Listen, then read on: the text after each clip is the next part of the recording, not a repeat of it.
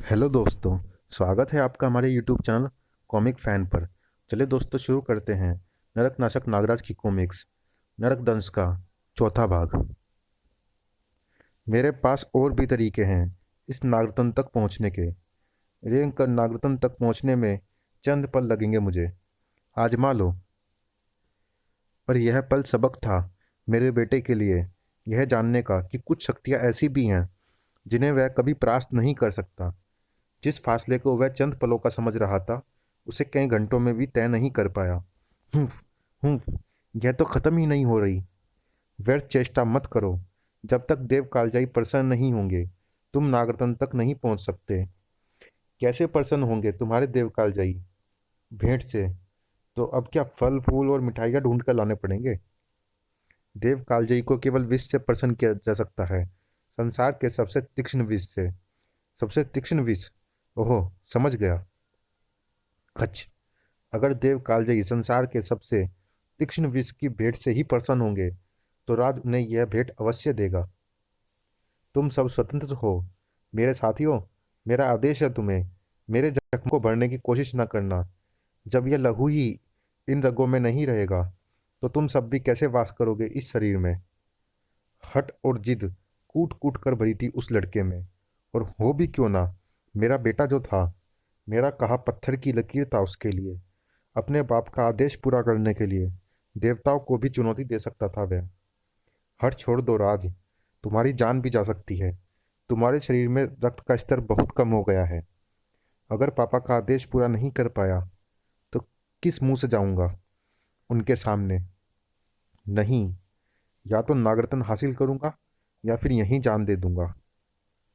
पर उसकी हट में सच्चाई थी, और सच्चाई तो भगवान को भी झुका देती है। आंखें खोलो राज, देव कालजयी ने तुम्हारी भेंट स्वीकार की है। देखो, कुंड रक्त से भरते ही देव कालजयी की प्रतिमा नीचे आ रही है। नागरत्न हाथ में लेते ही मेरे शरीर में फिर से रक्त का संचार हो रहा है। नाग सैनिक भी वापस लौट रहे हैं। नागरत्न प्राप्त कर तुमने सिद्ध कर दिया राज, कि तुम ही इच्छाधारियों के असली तक्षक हो। अब से सिर्फ त्रिसर्पी ही नहीं, समस्त इच्छाधारी नाग जाति तुम्हारे अधीन है। इच्छाधारी? मैं कोई इच्छाधारी नहीं। मेरे माता पिता दोनों ही मानव है। मेरी माँ एक हादसे का शिकार हुई थी जब मैं उनके गर्भ में था। उस हादसे की वजह से ही मेरे शरीर में विष दौड़ने लगा, और मेरे भीतर नाग शक्तियाँ विकसित हो गई। यह असंभव है राज। तुम्हारी रगों में विष, देव विष दौड़ रहा है। सिर्फ देव विष में ही यह शक्ति होती है कि वह विष होते हुए भी जीवन देता है, सृजन करता है। जिसका प्रमाण है तुम्हारे रक्त में सूक्ष्म रूप में वास करते असंख्य नाग सैनिक। संसार का बड़े से बड़ा इच्छाधारी भी अपने शरीर में यह विष धारण नहीं कर सकता, तो साधारण मनुष्य को तो सवाल ही नहीं उठता। श्रीतिका सही कह रही है राज, तुम किसी साधारण मानव की संतान नहीं हो सकते। कौन कहता है कि मैं साधारण मानव की संतान हूँ? जिस इंसान ने मानवता को बचाने के लिए अपना सर्वस्व दांव पर लगा दिया, उसका दर्जा तो मेरी नज़रों में भगवान से भी ऊपर है। हाँ त्रिशर्पी, मैं भगवान को झूठा मान सकता हूँ, लेकिन अपने पिता को नहीं। मेरी मानव माता ने अपने जीवन का बलिदान देकर मुझे जन्म दिया है, और मेरी इन शक्तियों को मेरे मानव पिता ने अपना सर्वस्व दे लगाकर सींचा है। यही मेरा सच है, जिसे भगवान भी नहीं बदल सकता। यह सब छोड़ो। इस नागरत्न को प्राप्त करने के चक्कर में पूरा एक दिन निकल गया। आज मैंने नियति को ट्रीट देने का वादा किया था। अब मैं समय पर महानगर नहीं पहुंच पाऊंगा। बस इतनी सी बात, फिक्र करने की जरूरत नहीं है।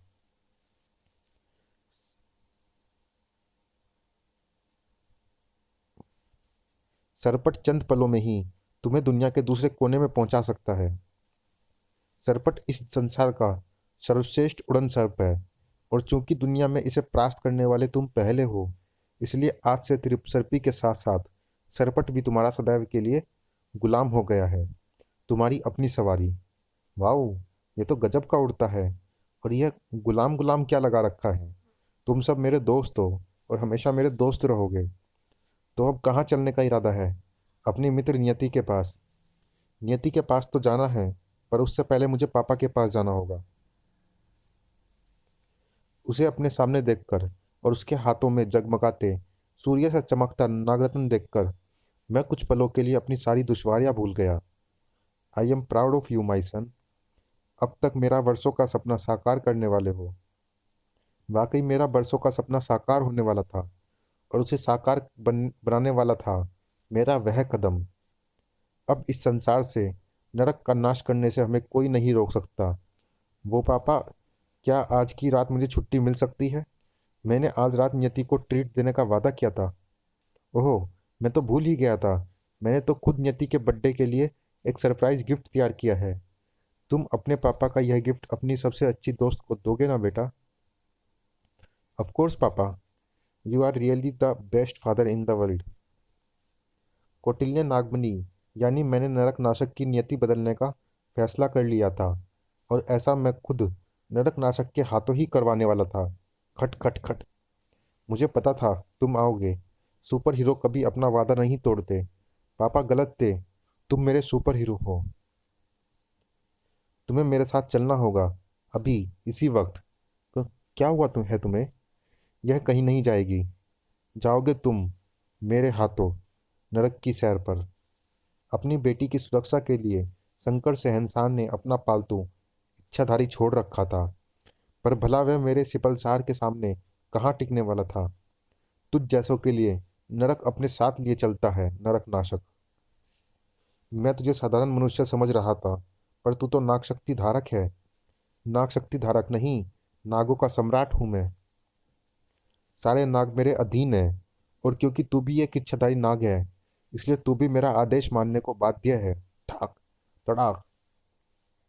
सिर झुका अपने सम्राट के आगे, इच्छाधारी, और चुपचाप इस लड़की को मेरे हवाले कर दे। मैं तेरा नहीं, अपने मालिक के आदेश का गुलाम हूँ, और मेरे मालिक का आदेश है कि जो भी इस लड़की के पास फटकने की कोशिश भी करे, उसकी आत्मा को उसके शरीर से मुक्त कर दूं। तुझ जैसे रहस्यमयी नाग शक्ति धारक में भी वह क्षमता नहीं कि मांत्रिक नाग जाति के राजकुमार विषप्रिया को परास्त कर सके। फटाक। मैं नागरत्न धारक, नरक नाशक, तुम्हें मेरे सामने सिर झुकाने का आदेश देता हूँ। नागरत्न? यह नागरत्न तुम्हारे पास कैसे आया? जैसे हम इसके पास आए वैसे ही। त्रिसर्पी, तुम इस मानव नाग के शरीर में वास कर रही हो? देव कालजयी ने इसे तक्षक चुना है। तुम लोगों ने तो कहा था कि नागरत्न मेरे पास है, तो हर इच्छाधारी मेरे हुक्म का गुलाम है। फिर यह कमबख्त मेरे आगे सिर क्यों नहीं झुका रहा? यह पहले ही किसी दिव्य नाग शक्ति के आदेश से बंधा हुआ है। इस पर नागरत्न का प्रभाव तब तक नहीं होगा जब तक कि यह उस शक्ति के आदेश से मुक्त नहीं हो जाता। उस शक्ति से नहीं, इस दुनिया से ही मुक्त कर देगा नरक नाशक इसे। धड़ाक। तुम तीनों नियति को कैद करो। मैं इस इच्छाधारी से निपटता हूँ। जो आज्ञा तक्षक। नहीं। चाहूं तो पल भर में तुझे अपने विष से मोम की तरह पिघला दूं, पर नहीं। मैं तेरा उदाहरण बनाना चाहता हूँ कि तेरे आका के लिए, कि अगर उसने मेरे पिता के खिलाफ एक भी कदम उठाया तो उसका अंजाम भी यही होगा। क्या हो गया है तुम्हें नरक नाशक? होश में आओ। मेरी आंखों में देखो, मेरी बात सुनो। होश में मैं आ चुका हूँ लड़की। अब तुम्हारे ये आंसू, तुम्हारी कोई भी बात मेरे इरादों पर भावनाओं के झूठे पर्दे नहीं डाल सकती। नियति की कोई भी बात, कोई भी दलील उसके इरादों को नहीं बदल सकती थी। मेरा बेटा, मेरा ब्रह्मास्त्र, सिर्फ मेरे आदेशों पर काम कर रहा था। उसका एक ही भगवान था, उसका पिता। दूसरी ओर शंकर शहंशाह का मुलजिम भी उसका आदेश पूरा करके लौटा था। मुलाजिम, आपके आदेश के मुताबिक मैं उस नाग मंदिर से आपका कहा सामान ले आया स्वामी। बहुत अच्छे बुलडॉग। अब यह सामान हम दोनों के ही सबसे बड़े शत्रु नागमणि का बोल बम करेगा। पर एक बात समझ नहीं आई, ये वस्तुएं लाने के लिए आपने मुझे ही क्यों चुना? उसके दो कारण हैं बुलडॉग। पहला यह कि यदि मैं दोबारा उस स्थान पर जाने की कोशिश करता तो अपनी शक्तियों से हाथ धो बैठता। दोबारा? यानी आप पहले भी उस स्थान पर जा चुके हैं। तुम कह सकते हो कि मैंने अपनी सारी शक्तियां वहीं से अर्जित की है। और दूसरा कारण क्या है? दूसरा कारण, हाँ, वह अधिक महत्वपूर्ण है।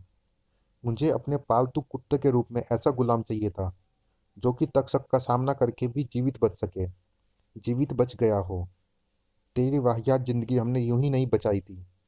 तक्षक, गुलाम, कुत्ता। यह सब क्या बकवास है? मेरी जिंदगी बचाकर तूने जो उपकार मुझ पर किया था, उसका बदला मैंने तेरा काम करके चुका दिया। अब हम दोनों के रास्ते अलग हैं, पर हमारी मंजिल एक है बुलडॉग, नरकनाशक। और उस मंजिल तक पहुंचने के लिए तुझे मेरा वफादार कुत्ता बनकर उसी राह पर चलना होगा बुलडॉग, जो मैं तुझे दिखाऊंगा। उफ, यह क्या बला है? यह सम्मोहनाक्ष माला है बुलडॉग। नागों की आराध्य नाग देवी की आंखों की सम्मोहन शक्ति बसी है इस माला में।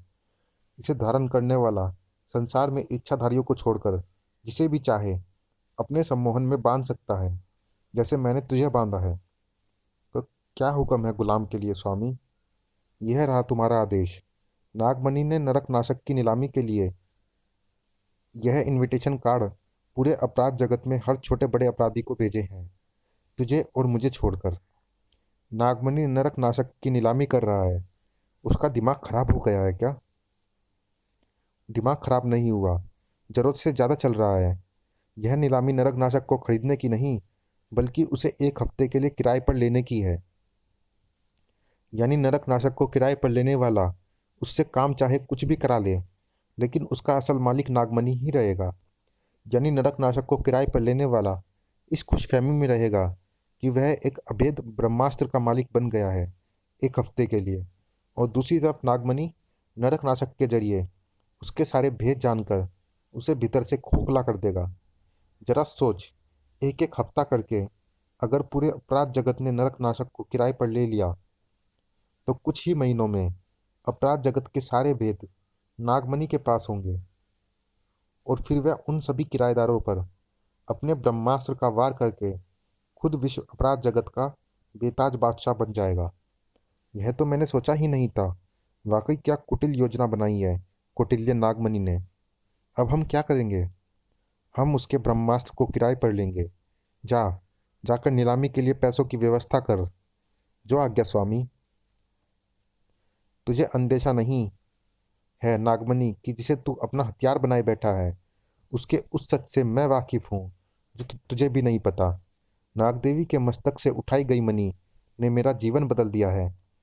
ऐसी करिश्माई शक्तियाँ, ऐसे राज उस मणि ने मेरे सामने उजागर किए हैं, जो यदि शंकर शहंशाह के हाथ में आ गए, तो शंकर शहंशाह इस संसार की सबसे बड़ी अविजयी शक्ति बनेगा।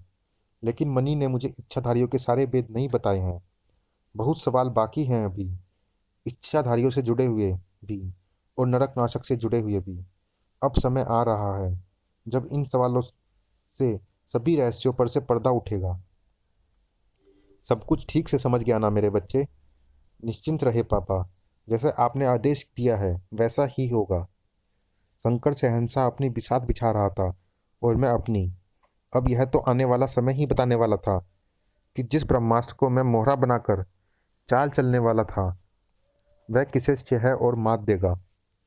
और फिर विश्व अपराध जगत के इतिहास में आया वह अभूतपूर्व दिन, जब मैंने अपना अभेद ब्रह्मास्त्र नीलामी के लिए उतारा। नरकनाशक किसी इंट्रोडक्शन या डेमोन्स्ट्रेशन का मोहताज नहीं है मित्रों। आप सभी जानते हैं कि मेरा यह अभेद हथियार जब जब चला है, इसने बड़े से बड़े दुश्मन का सर्वनाश किया है। इस संसार में ऐसी कोई शक्ति, ऐसी कोई शय नहीं जो नरकनाशक के सामने टिक सके। और अब यह अभेद ब्रह्मास्त्र हो सकता है आपका, पूरे एक हफ्ते के लिए। जी हाँ दोस्तों, पूरे 7 दिन। चाहे इससे वर्ल्ड बैंक में डकैती डलवा लो या किसी देश की सरकार गिरवा लो, एक हफ्ते तक यह आपके आदेश का गुलाम रहेगा। नीलामी की बोली $1 करोड़ से शुरू होगी। वल्ला, ऐसा मौका शैतान बार बार नहीं देती। हमारी बोली $2 करोड़ होती, $3 करोड़, $5 करोड़, $700 करोड़, हर एक दिन के लिए 100 करोड़। कौन है आप मोहतरमा? The great Sylvia Hood, great gun master Hood की बेटी, जिसने अपने ही बाप को मारकर उसके आपराधिक साम्राज्य पर कब्जा कर लिया। मेरे डैड की इतनी याद आ रही है तो तुम्हें भी उनके पास पहुंचा देती हूँ। याद रखना, जिसे दुनिया का सबसे बड़ा निशानेबाज कहा जाता था, जिसका निशाना कभी नहीं चूका, वह हुड मेरा निशाना बना था। उफ, अगली गोली का निशाना 4 इंच नीचे होगा। सॉरी ग्रेट हुड, क्या आप में से कोई 700 करोड़ से ऊपर बोली लगाना चाहता है? पता नहीं यह सिल्विया की वहाँ धमाकेदार एंट्री का रुआब था या फिर उसकी लगाई इतनी ऊंची बोली का जलाल। किसी ने भी आगे बोली न लगाई। मैं भी खुश था। 7 दिन में 700 करोड़। किस बाप का कलेजा चौड़ा नहीं होगा भला। Miss Sylvia, grand master Hood की बोली सबसे ऊंची है, इसलिए इन्हें नरकनाशक के प्रयोग का अधिकार दिया जाता है। अपनी गौरवशाली संपत्ति के साथ सिल्विया वहां से कूच कर गई। तुम्हारा बहुत नाम सुना है नरकनाशक। उम्मीद है तुम मुझे निराश नहीं करोगे। तुम्हारी लगाई हुई बोली बता रही है कि तुम्हारे दिमाग में कोई बहुत बड़ी प्लानिंग है। निश्चिंत रहो, जो भी तुम चाहती हो नरकनाशक उसे हर हाल में पूरा करेगा। इस बार हम आपकी कथा को अल्प विराम देना चाहेंगे, श्रीमान नागमणि। कुछ विशिष्ट मेहमानों के आगमन की सूचना मिली है। संपूर्ण अपराध जगत जोरदार ताली से स्वागत करे हमारे विशिष्ट मेहमानों का। मनमोहिनी महाविनाशिनी मिस किलर, अफ्रीका के जंगलों के बेताज बादशाह थोड़ांगा, जादू की दुनिया के शहंशाह बुलगार, अरब के तूफान अजगर, जापान के रहनुमा तूफान और जू, और अपराध जगत के सबसे बड़े सिंडिकेट के बादशाह किंग कोबरा। आप सभी के लिए खाने पीने और मनोरंजन का भरपूर इंतजाम किया गया है। आप सब इस मध्यांतर का लुत्फ उठाएं। इसके उपरांत प्रोफेसर नागमणि अपनी कथा का शेष भाग प्रस्तुत करेंगे। नाच गाना और खाना, वाह! यह पापाध्यक्ष कुछ ज़्यादा ही रहस्यमयी शख्सियत लग रहा है।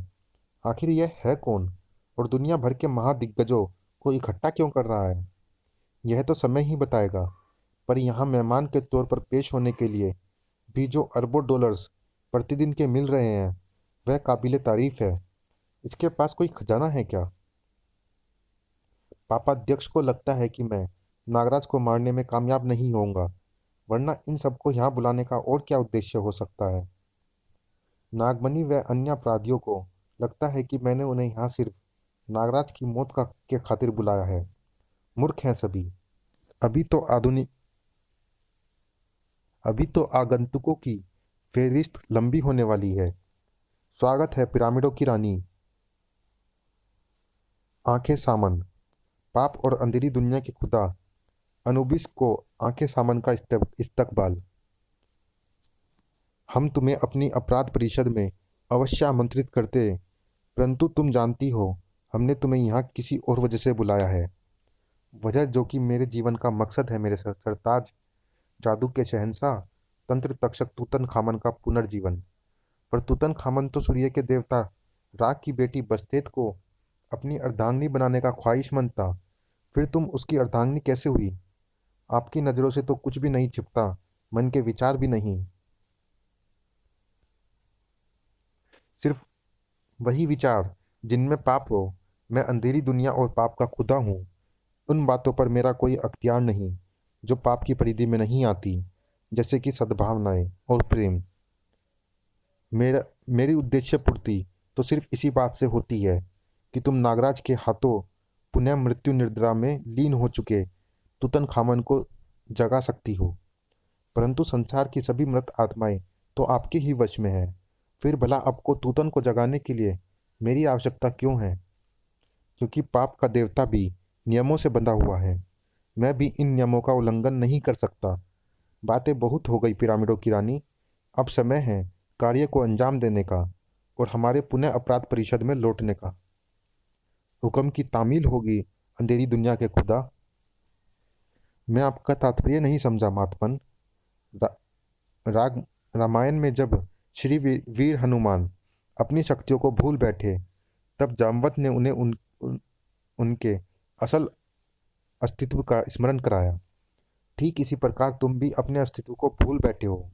नागमणि आइसलैंड नाउ। भूल बैठा? मैं तो अपने अस्तित्व से पूर्णतः अनभिज्ञ हूँ मातमन। मेरे अस्तित्व से जुड़े सवाल ही मेरे सबसे बड़े शत्रु बन गए हैं। कौन हूँ मैं? क्या है मेरा अस्तित्व? क्या मैं एक नाग हूँ या फिर मानव हूँ? मैं खुद को ही नहीं जानता मातमन, तो फिर खुद को भूलने का प्रश्न ही कैसे उठता है? यह शरीर नश्वर है वत्स, किंतु आत्मा अजर और अमर है। जब वीर पुरुषों की आत्माएं उनके पुराने शरीर त्याग कर नए शरीर धारण करती है, तो उनके पूर्व जन्म की स्मृतियां लोप हो जाती है। तुम भी अपने अस्तित्व, अपने उद्देश्य को भूल गए हो नागराज। क- क्या आप जानते हैं मेरे अस्तित्व के बारे में? अपने अस्तित्व की तलाश तुम्हें स्वयं करनी होगी नागराज। हम सिर्फ तुम्हारा मार्ग पर प्रशस्त कर सकते हैं। तुम्हारे इस अस्तित्व अन्वेषण का आरंभ इस शिवलिंग के साथ करके। चलिए दोस्तों, इस कॉमिक्स में इतना ही। मिलते हैं इसी कॉमिक्स के अगले और अंतिम भाग में। तब तक के लिए धन्यवाद।